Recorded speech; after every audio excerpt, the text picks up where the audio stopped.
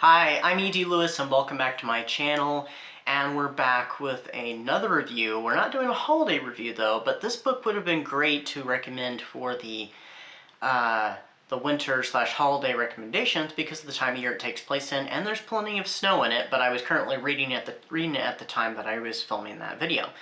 And it's also a Dark Shadows review. I've been wanting to do one for a while, it just hasn't happened. And finally, I'm getting to talk about Dark Shadows once again. So, what are we reviewing this time? We're reviewing Wolf Moon Rising by Lara Parker, by the late Lara Parker. I had actually planned on reading this book earlier this year for the Gothic Reading Challenge back in February. It did not happen, so I decided, you know what, I'm going to definitely read it this year. I just didn't know when it was going to happen. And so then I thought, there's something coming up at the end of 2023. And I want to get it read by then. And this is going to kick off some more videos themed similar to this one throughout the year of 2024. So, why did I read this one specifically for today? Well, December 16th, the day that this video will be coming out, it is the 55th anniversary of Quentin Collins. The first time that Quentin Collins appeared on the show, that David Selby walked onto the set. Well, not the day he walked on the set, but when the audience saw him walk on to the set for the first time as the ghost of Quentin Collins. So I'm planning on reading some more Quentin-themed books throughout the year. I just don't know when. One of them is going to be Quentin Collins' first novel, which was written by Marilyn Ross, so I'll be doing that. And yeah, so what is this book about? So this book takes place in early 1973, and it only takes place like a month or so after the events of the Salem Branch. Spoiler alerts for those who have not read the Salem Branch, so there'll be some minor ones in here. So Barnabas is back to being a vampire again, and he is much more sinister than he has been in the past, and makes some unfortunate mistakes for himself. Quentin Collins is fearing the rising of the moon, and Jackie, the daughter of Antoinette Harpignies, who took up residence and restored the old house, is desperately trying to find Quentin's lost painting for him. So this tells the story of the search for that painting and the aftermath of the things of the Salem Branch, which ultimately leads to a flashback to 1929, to the Roaring Twenties, and even more dark secrets of the Collins family. Who goes back in time this time? It's Jackie and David Collins.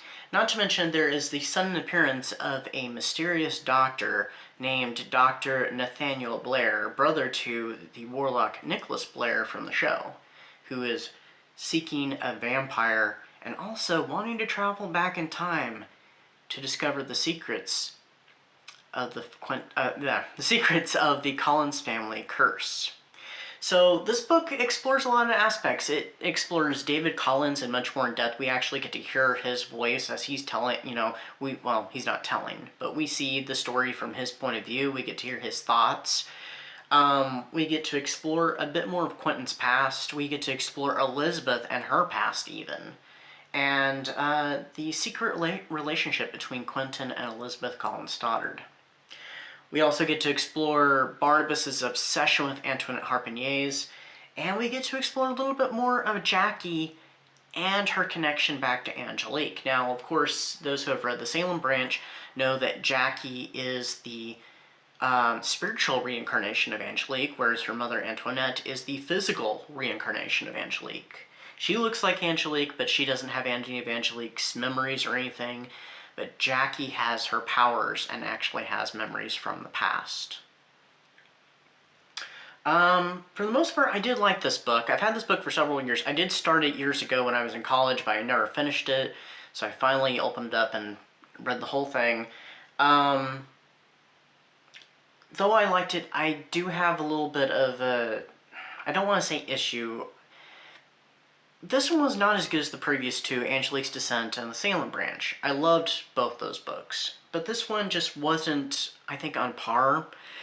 It just seemed a little less focused at times, and I feel like we spent too much time with David and some of his activities in between things.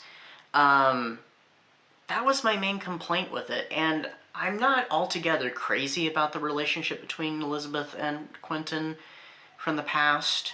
It's an interesting aspect, and I understand it for the world that this takes place in, because this, I would very much call these books the Lara Parker verse, which we get a different interpretation of Quentin Collins, and also his background is a little different, how the painting was painted, and his history with Jenny Collins is even a little different. It actually ropes all into with Elizabeth.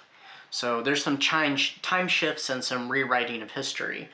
It's well written, absolutely. I did love, how it was written. I loved her writing style. It's perfect. I am looking forward to reading the last book that she wrote, which was The Heiress of Collinwood, where we finally return to Victoria Winters, a character I've been wanting to come back into the Dark Shadows world in some way. I was really hoping she would come back in the Big Finish productions eventually. It's looking very less likely that we'll ever see any more Big Finish production Dark Shadows, but that is one that I would love to see. I would love to see Vicky come back and, some sort of reconciliation happen. Even if she never returns to Collinwood, like maybe Burke Devlin finds her or something. But anyway. So, yeah, I definitely enjoyed it though. Besides the little things, it's a great read, and it is definitely exciting, and it's a lot more gruesome than Dark Shadows. Even her previous book, The Salem Branch, is a lot more gruesome. It gets very much into territory of Gothic horror, and there's even a little bit of body horror, because there's some there's at least one body that goes headless, that gets its head completely like ripped off, and it's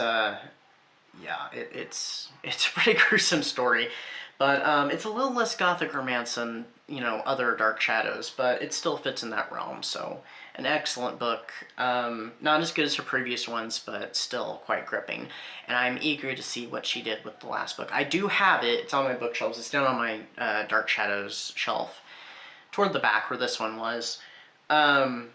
Yeah, so I'll be continuing more Quentin Collins themed reviews throughout the year. I just don't know exactly what they're going to be, except for I am planning on reading, can't remember the title of it right now, it's right down here, Barnabas Collins and Quentin's Demon by Marilyn Ross. It's one of the Marilyn Ross ones I have not read, but yeah. So anyway, if you're interested, definitely check it out. It's perfect for winter because there's lots of snow and some stuff that goes on. There's lots of crypts, and there's rats, and there's magical paintings and werewolves even, because there's a few scenes with werewolves, and it gets quite exciting, especially with how everything gets wrapped up at the end. But anyway, stay safe, stay spooky, and until next time, bye-bye.